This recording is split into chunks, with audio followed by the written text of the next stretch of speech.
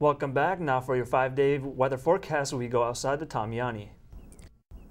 Well, you can get out and soak up the sun today and tomorrow, but don't get too comfortable because the times they are a-changing. Let's have a look at the 5-day weather forecast. Sun today and tomorrow, but then the rain comes in this weekend. Like I mentioned yesterday, maybe it's time to play a board game. My suggestion is Connect 4. I'll give you a clue. The key is to gain control of the middle. Or how about for you thrill seekers out there, perhaps blowing the dust off the old Ouija board? Just make sure you aren't playing with any cheaters, because that ruins it for everybody involved. Monday we're coming back with a little bit more sun, and that should be enjoyable for everybody. That's it for your 5-day weather forecast. Now back to the studio. Thanks, Tom. Now turning to international and national news. Hundreds of people in the prairie provinces are being forced from their homes as floodwaters continue to rise. At least 55 highways and 300 municipal roads in Manitoba have been affected by what could be one of the worst flood seasons in years. Officials have shut down a section of the Trans-Canada Highway near Regina. The flooding is a result of melting snow due to warm temperatures. A controversial surgical treatment for multiple sclerosis has suffered a rather large blow. An extensive study by the University of Buffalo and published in the journal Neurology found that blocked veins are most likely a side effect of multiple sclerosis and not a cause. The contentious treatment proposed by Italian doctor Paolo Zamboni places shunts in the neck veins of patients to help alleviate their symptoms. It has come under fire in the medical community for providing false hope for those suffering from the disease.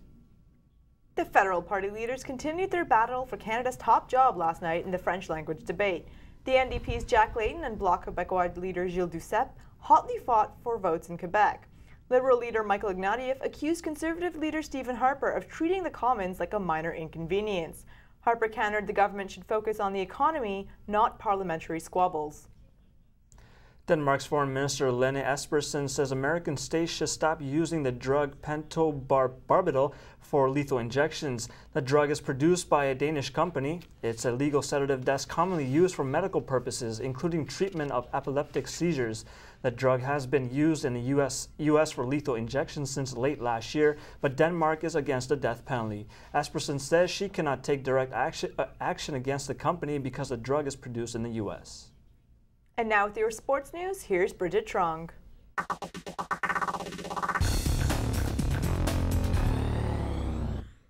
The Jays slammed the Mariners last night with an 8-3 victory. Avoiding a fifth straight loss, Jose Bautista hit a 3-run homer off reliever Chris Ray in a 6-run 8th inning. This was a much-needed win as the Jays trailed behind on Monday night, blowing a 7-run lead and losing on Tuesday with a 1-run game. Turning to the NBA, it's time for the Raptors to clean out their lockers. The Raps, who failed to make the playoffs, had another disappointing loss to Miami last night. Even with the Heat's big three bench during the entire game, the Raps failed to impress with a 97-79 loss. Point guard Jared Bayless led the Raps with 21 points. The Raptors finished with the third worst record in the league this season.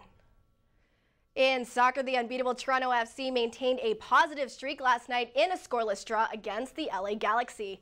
Galaxy's star midfielder David Beckham played his first game in Toronto since the 2008 MLS All-Star Game.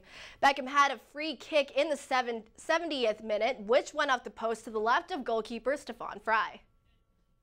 Taking a look at the NHL, the Vancouver Canucks kicked off the NHL playoffs on the right foot last night with a 2-0 win over the Chicago Blackhawks. The Blackhawks knocked the Canucks out of the playoffs in the previous 2 seasons, but Vancouver prevailed in the first of 7 with first-period goals from Chris Higgins and Jannik Hansen. Roberto Luongo made an impressive appearance with 32 saves.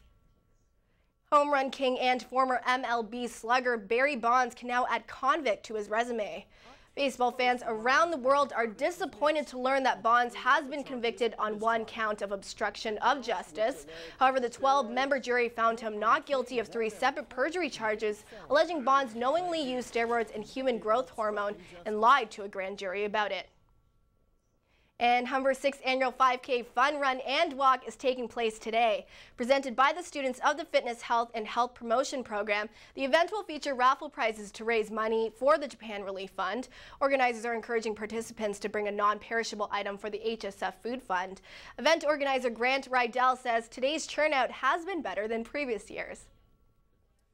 Well, actually, we've set a new record for attendance here. We have over 670 participants, which is more than 100 more than last year. So we've got some awesome sponsors coming out, running room, power bar, lots of great people here, and the charitable donations are going to a great cause. That's it for sports. Back to you in the studio. Thanks, Bridget. After the break, we'll get the latest in entertainment from Sean Bernstein. Charlie Sheen bombs Toronto, but will he bomb in Toronto? All of your entertainment news coming up after the break.